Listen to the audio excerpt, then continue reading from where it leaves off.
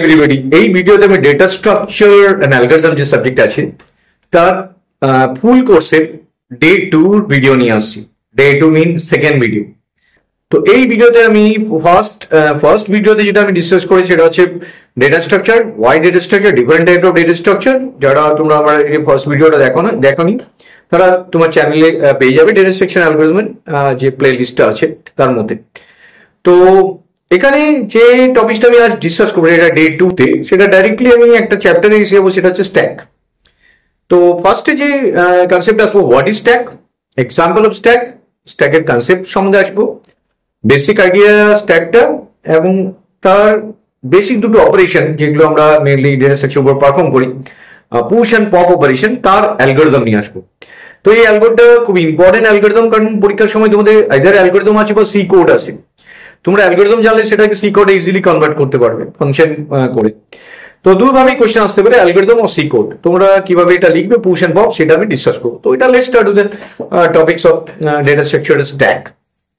তোমরা কখনো খেয়াল করেছো, দেখো তোমাদের ডেটা, আগে আমি ডেটা স্ট্রাকচার বলছি, এটা হচ্ছে অর্গানাইজ টেকনিক যেটা এফিশিয়েন্ট ওয়েতে আমরা মেমোরিতে স্টোর করি ডেটাকে এবং সেটা অ্যাক্সেস করি অর্গানাইজ ওয়েতে এফিশিয়েন্টলি। তো আমরা দেখো আমাদের রিয়েল লাইফে যখন আমরা কিছু জিনিস কাজ করি, সেখানে কিছু কিছু ক্ষেত্রে দেখো কিরকম এক্সাম্পল আছে তোমরা খেয়াল করো। ধরো কেউ লাইব্রেরি সিস্টেমে বইগুলোকে রাখছে, যখন বইগুলোকে রাখা হচ্ছে একটা বই তার উপরে একটা বই তার উপরে একটা বই এইভাবে রাখা হচ্ছে। তো এটা তোমরা খেয়াল করেছো এবং দেখেছো যখন আমি বইটা তুলবো, ধরো অনেকগুলো 10টা বই চাপা হয়ে গেছে পরপর পরপর পরপর উপরে তুলেছে, দেখবে লাস্টের থেকে তুলে তুলে আনতে হবে, হঠাৎ করে মাঝখানে তোলা যাবে, কারণ যে ডেটাগুলো আছে সেটা একটা অর্গানাইজ ওয়েতে আছে। এবং ইনসার্ট করবে যখন নতুন একটা বই রাখবে, দেখবে লাস্টেই রাখতে হবে। আর ওই যে লাস্ট যদি কোনো বই তুলতে চাও তাহলে লাস্টের থেকে তুলে তুলে আসতে হবে। এটা একটা খেয়াল করেছো।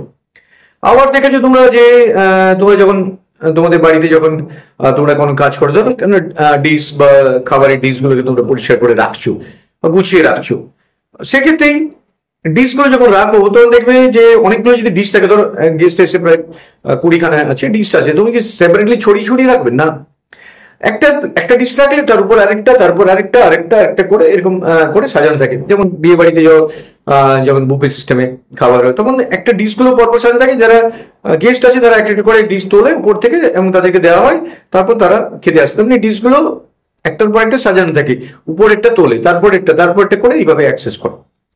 তাহলে তোমরা এইভাবে তোমরা দেখেছো। ইভেন তোমরা আরেকটা সিচুয়েশনে অ্যারাইজ করেছো, দেখেছো যে তোমরা যখন কোনো প্রোগ্রাম করো, ধরো একটা সি প্রোগ্রাম তোমরা যখন ডেটা স্ট্রাকচারে করছো, তার মানে সি প্রোগ্রাম জানো। তো সি প্রোগ্রামে আমি একটা ফুল কোর্স নিয়ে আসবো, তোমরা সেখান থেকে সি প্রোগ্রামের ডে 1 ডে 2 করে পুরো ভিডিওটা পাবে। তো বেসিক যেটা প্রথমে বলতে চাই সেটা হচ্ছে, তুমি যখন প্রোগ্রাম করো, ধরো এটা সি প্রোগ্রাম করছো, কি করো প্রথমে মেন থেকে স্টার্ট করে ইন মেন ধরো। তো মেনের মধ্যে একটা নাম্বার নিলে সেই নাম্বারটা ধরো ফ্যাক্টোরিয়াল বানাবে, সেই ফ্যাক্টোরিয়াল নাম্বারটাকে তুমি একটা ফাংশন কল করলে সেটা ফ্যাক্টরের কাছে পৌঁছে গেল, সেটা ক্যালকুলেট করে রেজাল্ট পেলে। যখন তুমি এই যে একটা ফাংশন কল করছো, প্রথমত মনে রাখা যখন মেইনটা যখন আসছে না, মেইনটা র্যামের মধ্যে লোড হচ্ছে, মেইন যখন আরো কাউকে কল করছে সেটা তার উপরে লোড হচ্ছে, বুঝতে পারবে, তার উপরে। এবার সে যদি কাউকে কল করে তাহলে মেইনের উপরে ফ্যাক্ট যদি আরো কাউকে ডিসপ্লেকে কল করে তার উপর ডিসপ্লে।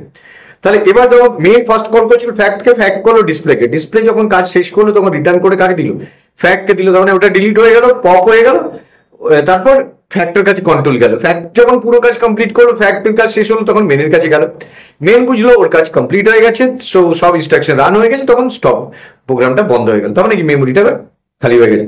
তাহলে স্ট্যাকটার উপর একটার উপর একটা, তার মানে কোনো প্রোগ্রাম পৃথিবীতে উইদাউট স্ট্যাক কাজ করবে না। আরো তোমরা রিয়েল এক্সাম্পল তোমাদেরকে আমি চ্যাপ্টারটার যখন স্ট্যাকের ফার্দার নেক্সট ডে আসবো তখন আরো দেখাবো যে স্ট্যাক কিভাবে ইউজ করে। তোমরা এই তিনটে সিচুয়েশন দেখেছো বলে তিনটাকে জাস্ট আমাকে বোঝাতে সুবিধা হচ্ছে, দ্যাট ইজ স্ট্যাক। তো স্ট্যাকের ডেফিনিশন কি আসছে আগে বলি।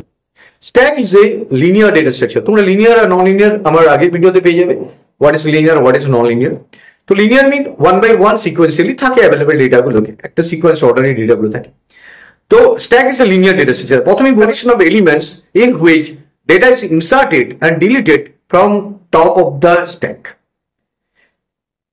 So data structure is a LIFO data structure. LIFO means last in first out. So it is an organized collection of data that are stored one after another. So the element inserted last will be the element deleted first. So it is a collection of elements which are stored in a specific order, that is LIFO order. There is a variable that point to the top of the stack. তো এটা তোমাদের মাথায় প্রথম definition এলো।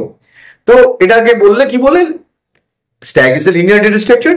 It is a collection of elements in which data is inserted or deleted from the top of the stack. And it is also called LIFO data structure. তো এই তিনটে আগে তোমরা বলে দিলে, তাহলে এটা ডেফিনিশনটা কমপ্লিট হয়ে গেল। ডেফিনিশনের সাথে সাথে তোমাদের এক্সাম্পল দিতে হবে। তো এক্সাম্পলটা আমি একটা কনসেপচুয়ালি এক্সাম্পল নিয়ে আসছি, তাহলে তোমরা প্রত্যেকটা অপারেশন তোমাদেরকে আমি করাচ্ছি স্টেপ বাই স্টেপ, দেখো কিভাবে কাজগুলো হচ্ছে। তো এই এক্সাম্পলটা ডেফিনিশনের সাথে দিয়ে দেবো, তাহলে কি ডেফিনিশনটা হলো, তাহলে তার সাথে এক্সাম্পলটা হয়ে গেল। কনসিডার স্ট্যাক একটা নিলাম, কনসিডার স্ট্যাক অফ সাইজ ধরো নিলাম আমি 5।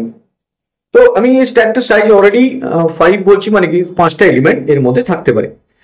তো অ্যারেটা ফিক্স আছে, কারণ আমি ডাইনামিকলি তৈরি করছি না, অ্যারে দিয়ে তৈরি করছি, যাতে ফিক্স বলতে হবে তোমাকে।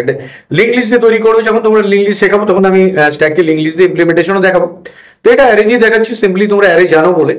তো এখানে আমি যে স্ট্যাকটা নিলাম, সেই স্ট্যাকটা 5টা নাম্বার নেওয়া যাবে। প্রথমটাকে ডেফিনেটলি 0, তারপরে 1 2 3 4, তাহলে 5টা নাম্বার নেওয়া যাবে।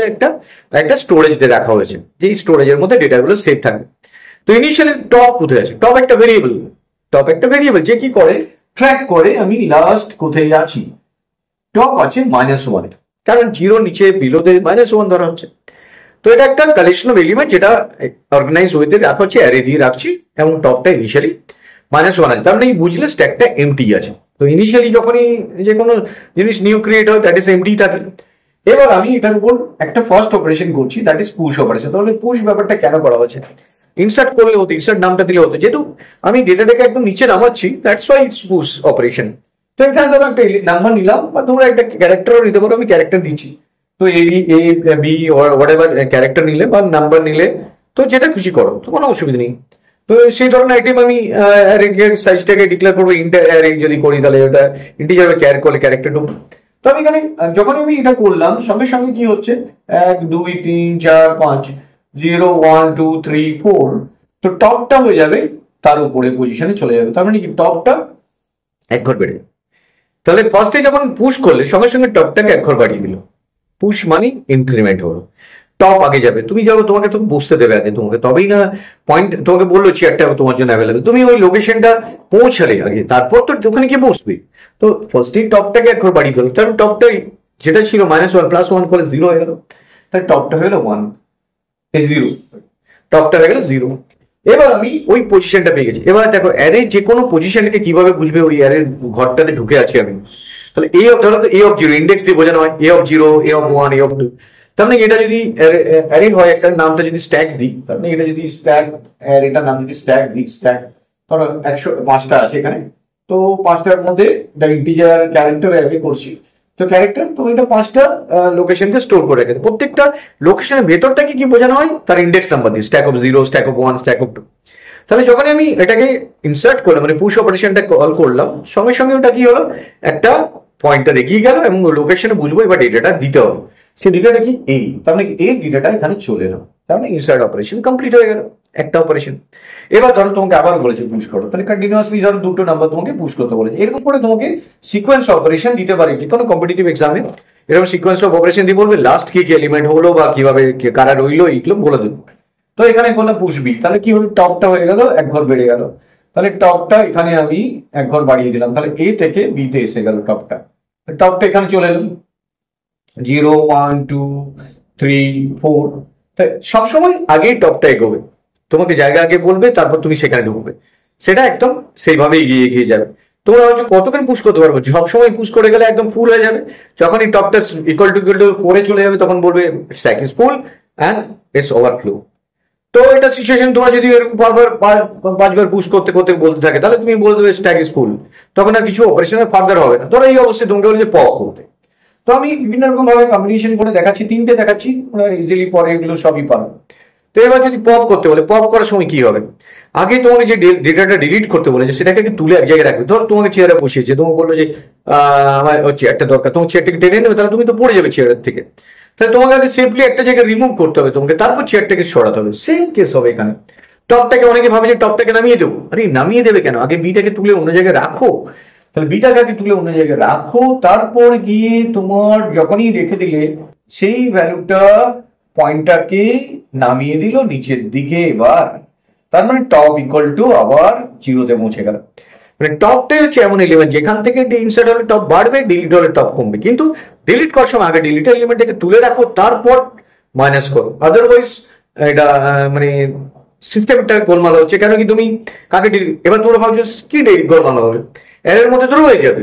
ডিলিট বলতে তো আমি এটা মেমোরি মানে অ্যালোকেশন, ডাইনামিক মেমোরি অ্যালোকেশন করছি না, ওখানে তো রয়ে যাচ্ছে ডেটাটা। হ্যাঁ থাক না, কিন্তু তোমার পয়েন্টারটা যেখানে সেখান থেকে আর এটা হচ্ছে। এবার তুমি ওখানে কিভাবে নেক্সট ইনসার্ট করলে ওই জায়গাটা ওভাররাইট হয়ে যাবে। পরে যদি আরেকটা পুশ করতে, তাহলে ওখানে বি এটাতে আরেকটা এলিমেন্ট সি ওভাররাইট হয়ে যেত। তো সেক্ষেত্রে ওখানে ফাঁকাই ধরে নেওয়া হতো। তো এইভাবে আমরা যখনই ইনসার্ট করবো টপটা বাড়বে, ডিলিট করবো টপটা নামবে। তো এবার যদি আরেকবার পপ করে দাও তখন কি হবে, আরেকটা তো আছে। তাহলে এইকে আগে টেম্পোরারি কোথাও রেখে দেবে, তারপর টপটাকে নামিয়ে দেবে, টপটা -1 চলে যাবে। তারপর তো আর কিছু করা যাবে না। তারপর তুমি যখনই পপ করতে যাবে বলবে যে আন্ডারফ্লো এমটি, জায়গা নেই। তো এই যে কনসেপ্টটা, দ্যাট ইজ দ্য, এটা সাইমালটেনিয়াসলি চলতে থাকবে। যেরকম পুরো 5টা এলিমেন্ট হয়ে গেলে পুশ অপারেশন বন্ধ, পপ আর করা যাবে। কিন্তু যদি পপ করে যাও তখন কি হবে, আর পপ অপারেশন বন্ধ, কিন্তু এবার পুশ করা যাবে। তো মাঝখানে থাকলে পুশ আর পপ কন্টিনিউয়াসলি চলতে থাকবে। তো এই হচ্ছে থটটা, তোমরা ভাবো তাহলে ক্লিয়ারলি এই জিনিসটাকে ধরতে পারবে। এবার আমি যেটা আসছি সেটা হচ্ছে অ্যালগরিদম গুলোতে আসছি, সেটা হচ্ছে পুশ অ্যান্ড পপ অপারেশন আসছি, সেটা হচ্ছে অ্যালগরিদম গুলোতে। তাহলে প্রথমে আমি স্ট্যাক সম্বন্ধে ডিটেল বললাম, এইবার আমি তার করসপন্ডিং অ্যালগরিদম গুলো আসছি, যেটা হচ্ছে ফার্স্ট অ্যালগরিদম পুশ অপারেশন। তো এটা খুব ইম্পর্টেন্ট কোশ্চেন, যেটা কোশ্চেন পেপারে প্রচুরবার আসে, algorithm for push and pop. তো প্রত্যেকটাই অ্যালগরিদম স্টেপ বাই স্টেপ বোঝো। আমি একদম তোমাদের সামনে ডিটেল কিভাবে তোমরা এক্সিকিউট করবে, মনে থাকবে, মুখস্থ করতে যাও না। কম্পিউটার সায়েন্স মুখস্থ করা না, বোঝার বিষয় আছে। যেমন স্ট্যাকটা তোমার ক্লিয়ারলি বুঝে গেছে এতদিনে। তো যে এটা একটা এমন একটা সিকোয়েন্স অফ এলিমেন্ট, সেখান থেকে আমরা পুশ অ্যান্ড পপ করতে পারি, কিন্তু টপ থেকে করতে হবে। টপটাই হচ্ছে এখানে মেইন যেটা ক্রাইটেরিয়া, যেখান থেকে হবে। মাঝখানে কোনোভাবে আমি ইনসার্ট করতে পারবো না, বা মাঝখানে কাউকে তুলে নিতে পারবো না। এটা অর্গানাইজ করা আছে যে ওয়েতে তোমাকে ফলো আপ করতে হবে, ডেটাগুলোকে এই ওয়েতে রাখতে হবে, এই ওয়েতে ডিলিট করতে হবে। তো এবার আমি অ্যালগরিদম আসছি। অ্যালগরিদমটা দেখো সিম্পল, আমি ফরম্যাটে রাখছি অ্যালগরিদমটাকে। তোমরা যদি ভাবো ফাংশন ফরম্যাটে করে করতে পারো, আমি যদি ফাংশন ফরম্যাটে করি সেটা সি প্রোগ্রামের কোডের বেসিসে করতে পারো। আমি যেটা একটা নিউট্রাল কোড ল্যাঙ্গুয়েজে লিখছি, জাস্ট সিউডো কোড হিসাবে বা অ্যালগরিদম হিসাবে ভাবতে পারো। ধরো নাম দিলাম পুশ অপারেশন। তো এর মধ্যে আমি কি কি রিকোয়ারমেন্ট আছে সেগুলোকে অ্যালগোটাকে বোঝালাম, যে এই অ্যালগোটার মধ্যে এই রিকোয়ারমেন্ট কি কি আছে। স্ট্যাক বলে একটা অ্যারে আছে, টপ বলে একটা ভেরিয়েবল আছে, আইটেম ডেটা যেটা ইনসার্ট করব আইটেম, আর একটা আছে তোমার যেটা হচ্ছে সাইজ। খুব ইম্পর্টেন্ট জিনিস, কারণ অ্যারে দিয়ে আমি করছি, সাইজ তো বলতেই হবে। তাহলে এটা হচ্ছে ম্যাক্স সাইজ বলে একটা আমি ভেরিয়েবল নিলাম। তাহলে এই ভেরিয়েবল গুলো আমার রিকোয়ারমেন্ট, তাহলে এগুলো মেনশন করে দেবে এখানে, মেনশন করে দেবে stack is the array of stack, stack is the array of stack, মানে এটা একটা অ্যারে যার মধ্যে stack of 0, stack of 1, capital letter রাখছি, এরকম ব্যাপার না যে ক্যাপিটাল লিখতে হবে। এটা আমি ক্যাপিটালে ফলো করছি, যে এইগুলো খুব ইম্পর্টেন্ট একটা কনসেপ্ট যেগুলোকে ইউজ করছি আমরা। তো next top is the variable. টপটা একটা ভেরিয়েবল যেটা ইনিশিয়ালি ডেফিনেটলি -1 এ পড়ে আছে। Item is the data to be inserted, item is the data to be inserted, data to be inserted. তো এটা ডেটাটাকে ইনসার্ট করা হবে। আর max size is the maximum size, max size is the maximum size of the array, maximum size of the stack বলছি, কারণ স্ট্যাকটাকে তো আমি অ্যারে হিসেবে রেখেছি, বা অ্যারেটাও বলতে পারি, কোনো প্রবলেম নেই, একই জিনিস। তাহলে আগে তুমি কি কি ইম্পর্টেন্স কনসেপ্ট ব্যবহার করছো অ্যালগরিদমের মধ্যে তাদেরকে বললে এগুলো কাজ বেসিক্যালি। এবার তুমি জিনিসটাকে কিভাবে এগোবে, দেখো স্টেপ 1 মাথায় রাখবে। যখন স্টেপ 1 করবে না, দেখো পুশ করছো, তার মানে কি আমাকে প্রথম ভেবে নিতে হবে যে আমি যখন পুশ করতে যাচ্ছি প্রত্যেকবারই আমার স্ট্যাকে জায়গা আছে তো, তবে তো পুশ করতে দেবে। তাহলে আগে আমি ম্যাক্সিমাম সাইজটা রিকোয়ারমেন্ট কন্ডিশনটা চেক করে নেবো। কারণ আমি যদি একটা রুমে ঢুকতে চাই, সেখানে জায়গা না থাকে আমি কেন যাবো? তো আমি তো বলবো যে আমি জায়গা নিয়ে জোর করে ঢুকে পড়বো না, এটা সম্ভব না, অ্যালাউ না, স্পেস নেই।